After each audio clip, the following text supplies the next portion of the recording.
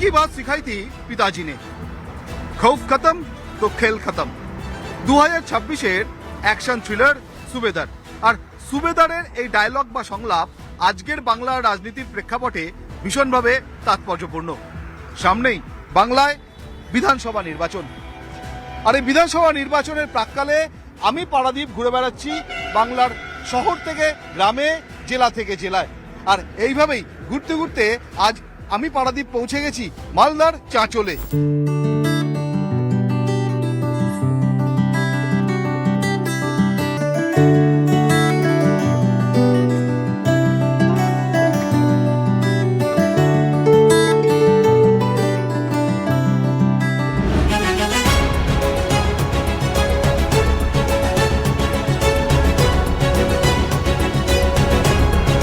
চাঁচল বিধানসভা কেন্দ্র, সেখানকার ভোটাররা রয়েছেন আমার সঙ্গে। সেখানে যারা ভোটার তারা গত 5 বছরে কি চেয়েছেন আর কতটাই বা পেয়েছেন, তাদের চাওয়া পাওয়ার হিসেব যেমন একাধারে নেব, অন্যদিকে আগামী 5 বছর চাঁচল তাদের বিধায়ক, তাদের জনপ্রতিনিধি হিসেবে কাকে চাইছেন, কোন দিকে চাঁচলের আশীর্বাদ ঢেলে দেন, সেদিকেও আমাদের নজর থাকবে। সাধারণ মানুষকে যেভাবে হেনস্থা করলেন নির্বাচন কমিশনার, সঠিকভাবে আমরা ডকুমেন্ট সাবমিট করার পরেও এই পর্যন্ত আমরা কিন্তু সাপ্লিমেন্টারি লিস্টে নাম দেখতে পাচ্ছি না। মানুষ খুব হয়রানির শিকার। নির্বাচন কমিশনার এবার চাইছে যে বাংলাতে যাতে ভোটটা নিরপেক্ষভাবে হয়, তার জন্য সবকিছু করা হচ্ছে। সাধারণ মানুষ, বাংলার জনগণ এই লক্ষ্মীর ভান্ডারকে সাদরে গ্রহণ করেছে এবং এটি একটি বাংলার বড় ম্যানিফেস্টো হয়েছে। লক্ষ্মীর ভান্ডার এটা কোনো ভাতা নয়, এটা হচ্ছে মহিলাদের অর্থের ক্ষমতায়ন। প্রথমেই ছোট করে যে প্রশ্নটা জানতে চাইবো, কেমন আছে চাঁচল? চাঁচল আমাদের এমনি শান্তিপ্রিয় এলাকা। বিগত দিন যখন বামফ্রন্ট সরকারের আমলে ছিল তখন এখানে অনেক কিছু করার চেষ্টা করা হয়েছে বা অনেক কিছু হয়েছে, যেমন ধরুন কোর্ট হয়েছে, সাব ডিভিশন অফিস হয়েছে, আরও বিভিন্ন প্রকল্প এখানে করা হয়েছে। কিন্তু তারপরে অনেক রকম আশ্বাস প্রতিশ্রুতি অনেক রকম পেয়েছি আমরা। যেমন 2021 সালে একটা মেন ইস্যুতে ভোট হয়েছিল, সেটা হচ্ছে চাঁচলে পৌরসভা করা হবে। 5 বছর আগে সেখানে মাননীয় মন্ত্রী এসেছিলেন আমাদের এখানে জনসভা করতে, ফিরহাদ হাকিম মহাশয়। তিনি বলেছিলেন সবকিছু হয়ে গেছে, শুধু রাজ্যপালের সই করা বাকি আছে। কিন্তু সেই সই কেন হলো না বা কোথায় গিয়ে সেই কলম হারিয়ে গেল, সেই খবর কিন্তু আমরা এখনো পর্যন্ত পাইনি। অর্থাৎ চাঁচল প্রতিশ্রুতি, মিথ্যে আশ্বাসের একটা অভিযোগ হচ্ছে, চাঁচল পুরসভা হয়নি। দেখুন, পৌরসভার একটা আমাদের এখানে এলাকার দাবি রয়েছে, পৌরসভা এতদিন হয়নি, কিন্তু আশা করি, আমরা আশাবাদী এইবার নিশ্চয়ই আমাদের পৌরসভা হবে। চাঁচলে পুরসভা হবে এমনই একটা প্রতিশ্রুতি ছিল, আশ্বাস ছিল। কিন্তু 2021-এর পর আরো একটা নির্বাচন 2026, চাঁচল কিন্তু আজও পুরসভা পায়নি।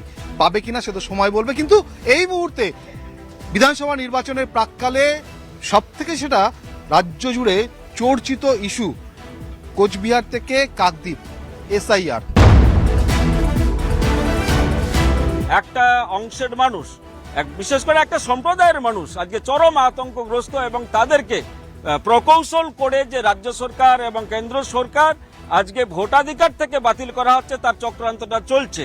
SIR সাধারণত আমরা যেটা বুঝি স্পেশাল ইন্টেনসিভ রিভিশন, যেটা বাংলা ভাষায় আমরা বুঝি ঝাড়াই বাছাই পড়ব। কিন্তু আমরা কি দেখলাম, যে সাধারণ মানুষকে যেভাবে হেনস্থা করলেন নির্বাচন কমিশনার, প্রত্যেককে ব্লকে এসে লাইনে দাঁড় করাতে হলো। সঠিকভাবে আমরা ডকুমেন্ট সাবমিট করার পরেও এই পর্যন্ত আমরা কিন্তু সাপ্লিমেন্টারি লিস্টে নাম দেখতে পাচ্ছি না। মানুষ খুব হয়রানির শিকার। মানুষ আজও চিন্তিত যে আমরা ভোটাধিকার প্রয়োগ করতে পারবো কিনা। তার জন্য আমরা নির্বাচন কমিশনারের ধিক্কার জানাচ্ছি। নির্বাচন কমিশনার এবার চাইছে যে বাংলাতে যাতে ভোটটা নিরপেক্ষভাবে হয় ও মানুষ সহজভাবে ও সুস্থভাবে ভোটটা দিতে পারে, তার জন্য সবকিছু করা হচ্ছে। এবার আমরা একটু অন্য প্রসঙ্গে আসি। এবারের রাজ্য রাজনীতিতে, এবারের বাংলার ভোটে, বিধানসভা নির্বাচনে একটা নতুন ট্রেন্ড দেখা যাচ্ছে। কি সেই ট্রেন্ড? রাজ্য রাজনীতিতে এবার মন্দির মসজিদের ভোট।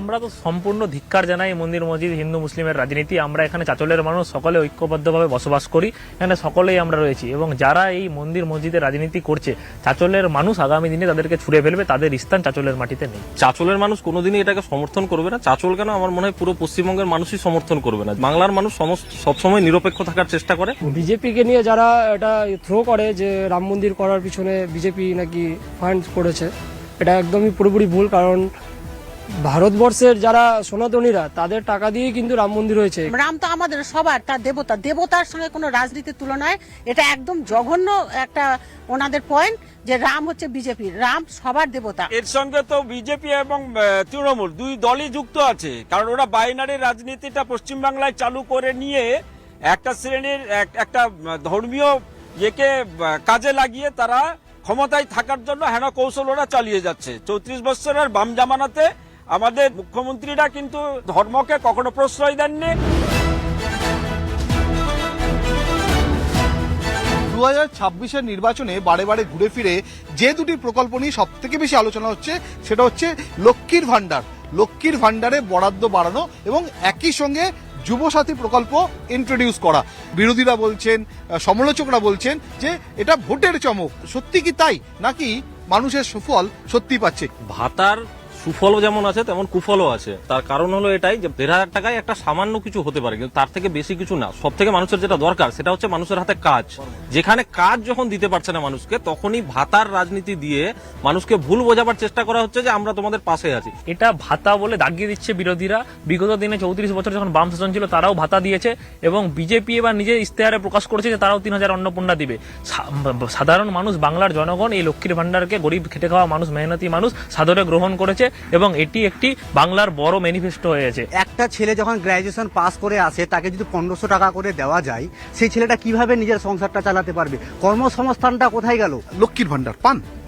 লক্ষ্মীর ভান্ডার অবশ্যই এটা প্রত্যেকের জন্যই প্রযোজ্য। এটা কোনো ভাতা নয়, এটা হচ্ছে মহিলাদের অর্থের ক্ষমতায়ন। এমনও পরিবার দেখেছি এই অর্থ থেকে হাঁস, মুরগি, ছাগল পালন করে পরিবারকে ডেভেলপমেন্ট করছে। কখনো ধরতে গেলে হাজবেন্ডের কাছে 10 টাকা চাইতে গেলে হাজবেন্ডটা বলে কি করবা, কি আছে দরকার, কিসের জন্য লাগবে, বিভিন্ন রকমের বিভিন্ন প্রশ্ন করে। কিন্তু এই ভাতাটা পেয়ে, লক্ষ্মীর ভান্ডারটা পেয়ে যখন তখন আমরা যা খুশি তাই নিতে পারি, ইচ্ছে মতন করে নিজেরই করতে পারি। মালদা জেলায় একটা বরাবরের যেটা বিষয় সেটা হচ্ছে পরিযায়ী শ্রমিক। রাজ্যে পরিযায়ী শ্রমিকের সংখ্যা বাড়ছে এবং মালদায় বিশেষ করে পরিযায়ী শ্রমিক বেশি। আমাদের বামফ্রন্টের আমলে একটা সময় ছিল যে কৃষি আমাদের ভিত্তি, শিল্প আমাদের ভবিষ্যৎ। আজকে সেই জায়গা থেকে মমতা ব্যানার্জি অনশন গ্রহণ করে আজকে সেই প্রকল্পগুলোকে তুলে দেওয়ার ফলে আজকে বাংলার মানুষকে পরিযায়ী শ্রমিক হতে হয়েছে। পরিযায়ী শ্রমিক মালদায় বেড়েছে, অস্কার জায়গা নেই, কারণ যে মালদার পরিযায়ী শ্রমিকরা দক্ষ শ্রমিক।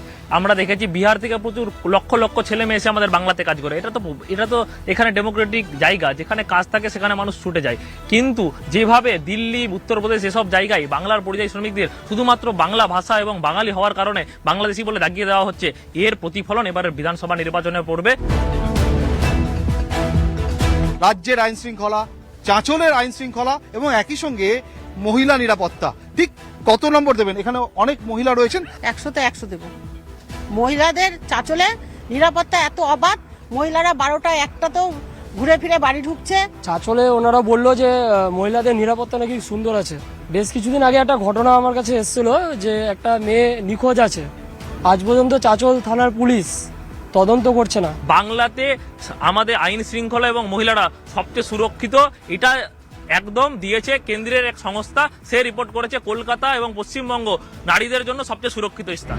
23শে এপ্রিল চাঁচলে বিধানসভা নির্বাচন। চাঁচলের মানুষ তারা কোন ইস্যুতে ভোট দেবেন, তারা কি মাথায় রেখে ভোট দেবেন, সরাসরি চাঁচলের ভোটারদের কাছ থেকে, তাদের মুখ থেকে জেনে নেব এবারের নির্বাচনে চাঁচলের ইস্যু কি। চাঁচলের মানুষ এবার প্রতিশ্রুতি ভঙ্গের যে রাজনীতি 5 বছর ধরে চলেছে বা 15 বছর ধরে চলেছে তার বিরুদ্ধে ভোট দেবে। 15 বছরের যে ব্যর্থতা তৃণমূল সরকারের, সেটা তো একটা বড় ইস্যু রয়েছেই। চাঁচলের মানুষ উন্নয়নের ইস্যুতে ভোট দেবে। এবার ইস্যু একটাই, ডেভেলপমেন্ট। আমরা মহিলা কলেজের জায়গা ঠিক করে নিয়েছি, মহিলা কলেজ হবে।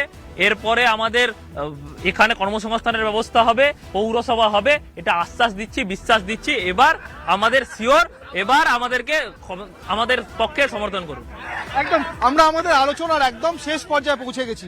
চাঁচলের মানুষ, চাঁচলের ভোটাররা কেমন বিধায়ক চান?